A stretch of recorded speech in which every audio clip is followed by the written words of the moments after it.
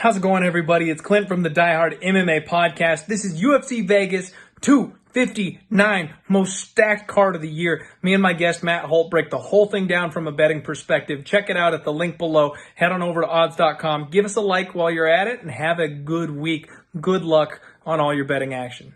Next up, we got a lightweight fight. We've got Uros Medic taking on Aalon Cruz. Uros is 6-0 undefeated. Cruz is 8-3. Uros comes to us from the King's MMA, which is doing really well right now. He's off the Dana White Contender Series. This guy throws spinning attacks on the feet. He's got a nasty left body kick. He likes to attack the low calf. And he's got a sharp left hand that I notice comes right down the pipe that hurts a lot of people. He's a big dude, too. He used to fight at 170 pounds. So he's coming down to lightweight, which we always see that.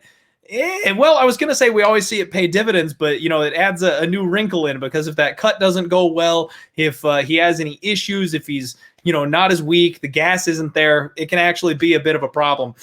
He does come from Alaska FC, and he's got an extremely padded record. Let me tell you, the only legitimate opponent that he fought and beat was the guy that he beat on the Dana White's Contender Series. So everybody else was an absolute bum, most of them having losing records or only 1 or 2 fights. Aalon Cruz on the other side, he also is a guy that we're just kind of barely getting used to. He's got a very rangy kicking game. He's got a snappy left jab that I like, and he level changes really well. The timing is solid. He likes to work the legs and the body to soften his opponent up, and then he likes to do this karate side kick to kind of keep his opponent at the range where he wants them. He's another guy that can pull out the flying KO with the knees and things like that. He's going to have a 7-inch reach advantage, a ridiculous 7-inch reach advantage here. And what I noticed is he can get out-muscled. He's coming up to 155 from 145. So we have an interesting situation where one guy is dropping from 170 to 155. The other is coming up to 155 from 145. And I'm not quite sure what to make of it, Matt. I'm scratching my head a little bit. I feel like it's dog or pass, and part of me wants to take the shot on Aalon Cruz because he'll be the guy that's stronger, healthier, not cutting the weight anymore, as opposed to the guy who's now sucking himself out and trying to make a new weight class for the first time. And to be frank, somebody who I'm just not impressed with so far in the UFC. What do you think of this one? Right away, when I saw an undefeated kid from Alaska, because this isn't the first time we've seen an undefeated fighter from Alaska come in and get absolutely overmatched in the UFC, I was looking to bet against him too. But at the end of the day, I thought these guys were kind of mirror images of each other, especially from a body standpoint.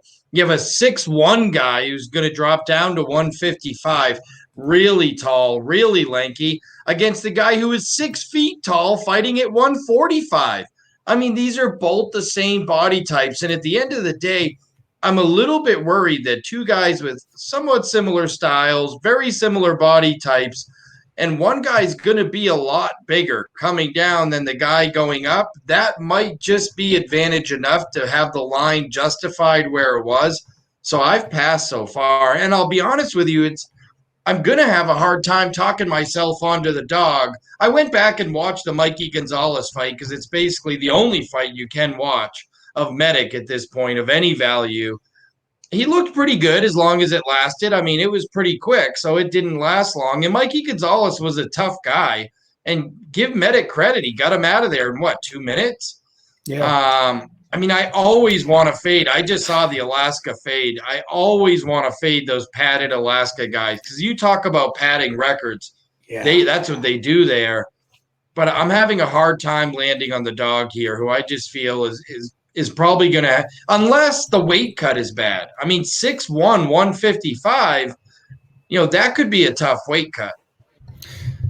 Yeah. So, I mean, shout out to my guy, James Lynch, who does the best UFC interviews in the business. He got Aalon Cruz on his show, and he said that's the reason for the move up to 155. He was one of these guys that was just killing himself, too tall, too long, too big. And I saw some of the images he's posted on Instagram, some of his training shots and stuff like that. And I got to tell you, you can already see a difference just in the thickness of the guy's thighs. Like, trying not to keep himself down at that weight class mid-camp, I think it's going to, pay dividends. I think he's going to have a much increased strength cap that'll help him out in this spot. And I know you mentioned Medic's fight against Mikey Gonzalez on the Contender Series.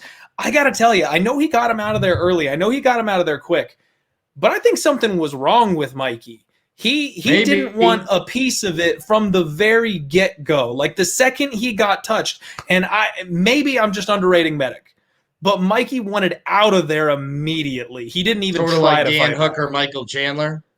Yeah, it was like that. It was like, we have seen this guy. We've seen him tested. We've seen him fight before. And for some reason tonight, he's just not having it. So I'm not sure if I'm entirely sold on Medic yet, and especially with the Alaska FC fade. This is one I'm staring pretty hard at, and I might take the stab on the dog. I haven't locked in a bet on this one yet, but it's a dog or pass spot for me. Yeah, I just can't talk myself into it yet on the dog, so we'll see. I think the size difference, I want to see him a little bit both this week, and to your point, see how Cruz looks, because my gut feeling was that Medic might be a lot bigger. I don't love Medic's skill set. I don't know that he's a lot better, but I'm a little nervous he could be a lot bigger.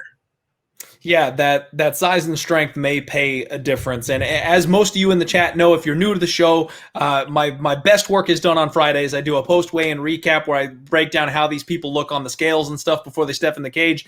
This is one that will be a pin in. I'm going to be watching this one very, very closely for exactly that reason. Because if Aalon Cruz comes out looking like a beast and his opponent looks like he's a little sucked out trying to make 155 for the first time, I'll hammer Cruz at that point. So this one's going to be a late addition if we get there.